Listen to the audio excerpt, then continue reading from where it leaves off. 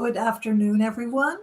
Greetings from Philadelphia. I'm Char Nolan, one of the chef instructors here at Rouxbe, and it's always fun to do a live event with students and those who just love hanging around a live event with Rouxbe because we love seeing everyone here.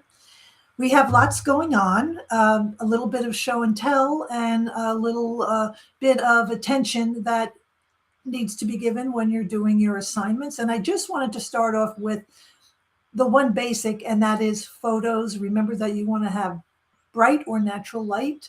You want to make sure that your final photo is generally taken at a 45-degree angle. And when you're doing your mise en place, that photo works best when it's a flat lay or an overhead. This way we can see all of the ingredients. And speaking of mise en place, let's say that a recipe is calling for a stock and it's also calling for a soup.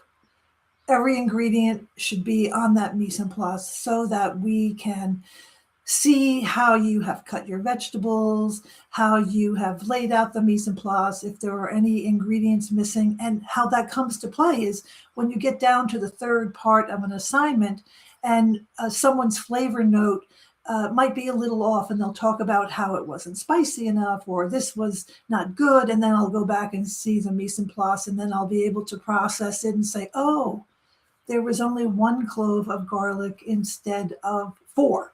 So just make sure that you pay attention to the mise en place and also to your finished photo. And the other thing is, if you are submitting your shindig, it is imperative that you have some sort of little Rouxbe placard or name or something.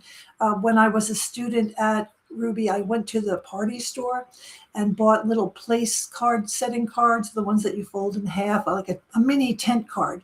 And then I had printed out the Rouxbe logo and then affixed them to each card so that there was a sense of, it looked nice. It gave a sense that you were almost at a banquet of some sort because those little familiar cards were sitting next to the food that you made. So remember that, because that's really important. And if the name cards are not on the designated photos, points are taken off. So I don't think anybody likes that to happen. So here we are. It's Black History Month.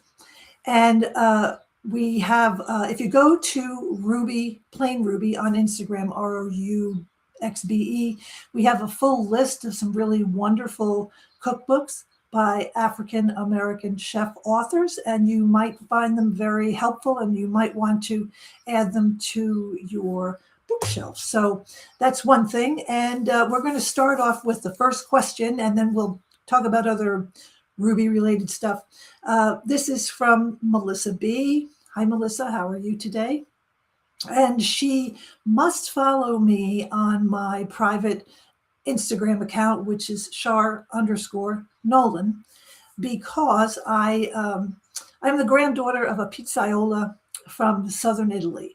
And I grew up in my grandfather's Italian kitchen. And I think that I learned to make pizza when I was around 4 years old. And that's one of the reasons why Rouxbe was so attractive to me before I joined as a student, because I always felt this magnetic feeling to working in a kitchen. So back to the pizza. This is a non-yeast dough.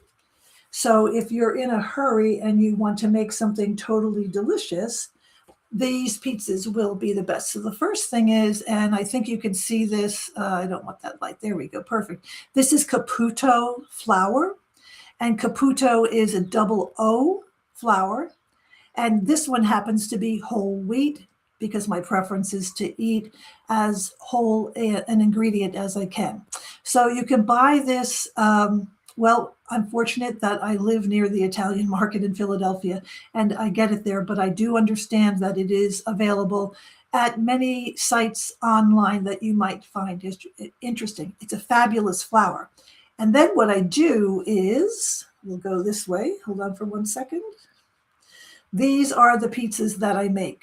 So in Italian, they're called tongue pizza. They're very popular in Rome. And the ingredients are very, very simple. And I believe that we have included the ingredients. Oh, no, go onto my Instagram, Char_Nolan, and you'll see. The ingredients are very simple: water, flour, and salt. There's no oil in it whatsoever. It doesn't need any time to rise. It takes about 5 minutes to put them together. And you can make 4 pizzas just like this. You'll need to have a hot oven. I don't have a pizza stone because it cracked and fell on the floor. So I just put it into a pizza pan in a high oven of 450 degrees. And on top of it, you have what I have seen all over the internet and tried it out myself with a couple of tweaks here and there. But it is a, quote, mozzarella that is made with cauliflower and tapioca. And it's very easy to make, and you can season it how you want to, and then it bakes beautifully. And I'm still having fun with it because I want to see more pull in it, but it makes a beautiful pizza. And sometimes in Naples, they will put a full salad on a pizza. So I've made other versions that have salads and that have balsamic vinegar and other things like that. So delicious. Just type in Roma flat pizza. And when they're done, you can fold them in half and make it like a sandwich, or you can add other things to it. So that is the question answered to you, Melissa. And I hope that you get to make them because they're so much fun that everybody in my family loves them. They roll it out. They put on top of it what they want to put out, and there you have it. So I hope that you get to make them. I hope everybody gets to make them. So that is good.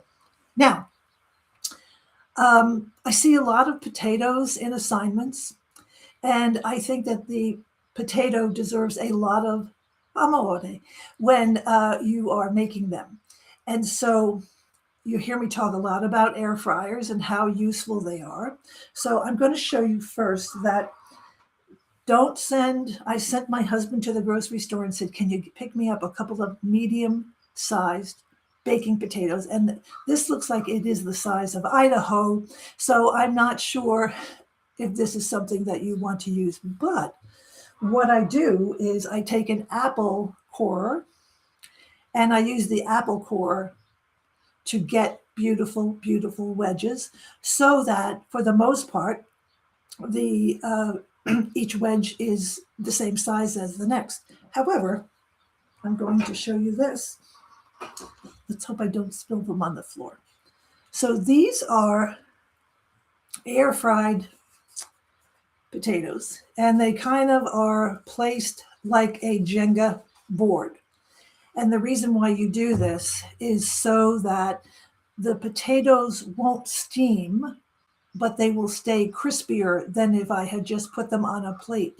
It's the same principle when you're doing pan placement for a roasted vegetable assignment, that it's really a good idea for the vegetables not to touch, because when they stay on top of one another, they will steam rather than stay crispy. You can do this in the oven at 425 degrees. And what I do is I take a baking sheet and then put onto it a cooling wire rack.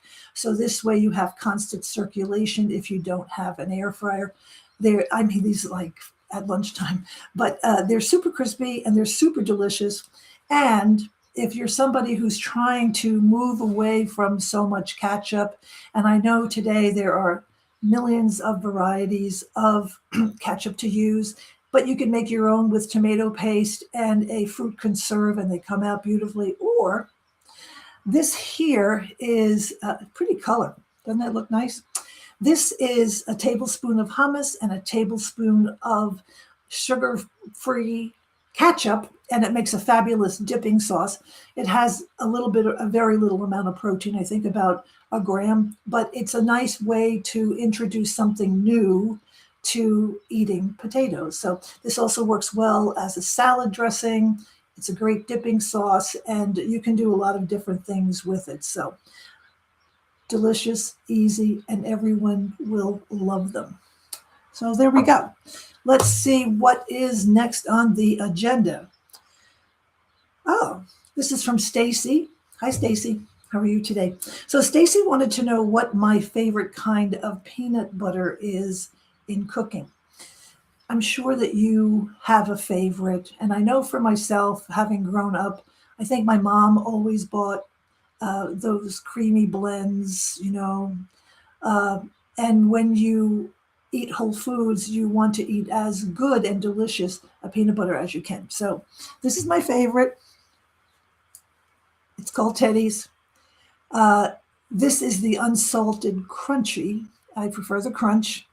And it is from a company in Worcester, Massachusetts. And I think I like it because my dad grew up in Worcester, and it's just kind of like a nice connection. The other thing I'm going to say is if you're going to use peanut butter in anything, start with a good quality peanut butter.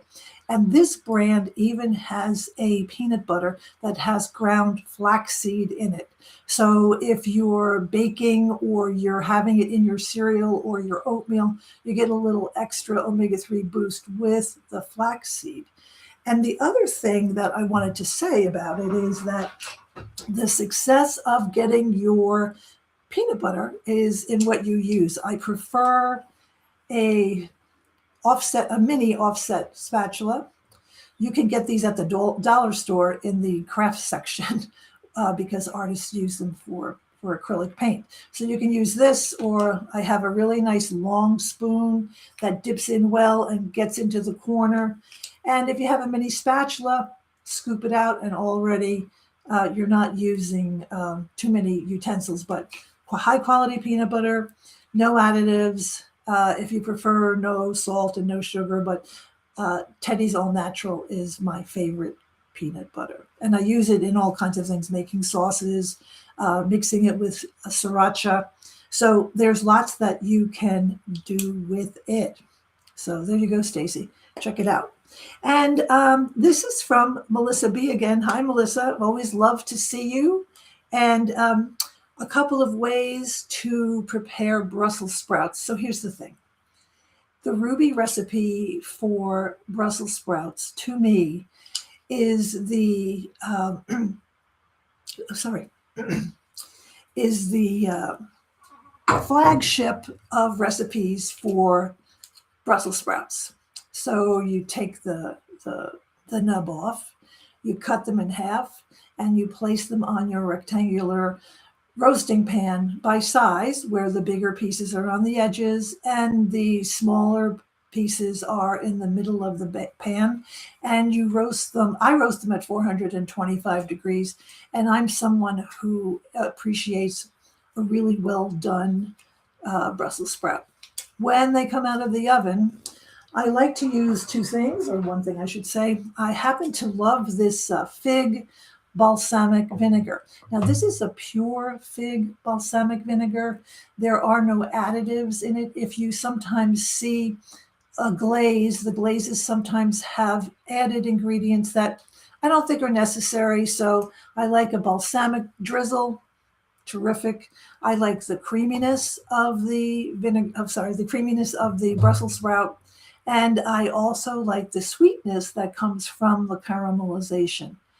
I would not list steamed or boiled or whatever Brussels sprouts as a favorite. If I do eat them plain without anything on them, I will put nutritional yeast on them.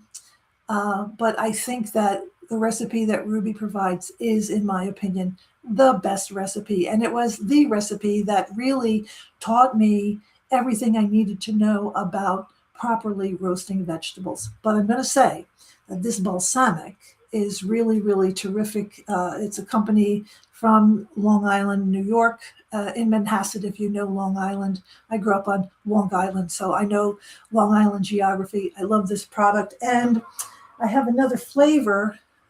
This goes back to the Brussels sprouts. So this is a crushed blueberry vinegar. So after I roast the Brussels sprouts, I might take them out of the, well, I will take them out of the oven, and I will coat them in a big bowl. And then I will add some fresh blueberries as a garnish or whatever, so that there's a sweet and a sour. and there is a textural difference, and sometimes that adds a little excitement to what it is that you want to eat. So one more thing that I wanted to just talk about, and I've mentioned this before. I'm sorry for reaching. A good book. So when I was a Rouxbe student 10 years ago, I relied heavily on this book, The Vegetarian Flavor Bible by, excuse me, by Karen Page and her husband. This book it really is like a Bible, but it will give you so many good ideas, especially when you do the world cuisine unit. It explains different spices and utensils and everything else. And I made it an enjoyable read because I would read the book, not just use it, when I needed to know something for a recipe that I was doing. So Vegetarian Flavor Bible, I think you will love it. And I think I want you to go to Rouxbe Plants, and we have a lovely highlight of a Rouxbe grad whose name is Shawnee Hayes.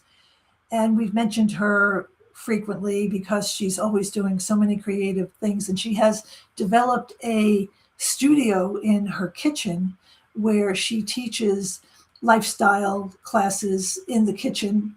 And she's doing a really good job. And we're always so proud of her because she's creative and nothing gets in her way. So head to @Rouxbe Plants on Instagram and you will find out so many wonderful things about her. So last thing is every month we feature a graduate of whichever program you were in, and we do a little interview and you send us some photos. So if you think that you would like to participate and be featured, it's a great way to tell us where you are and what you're doing.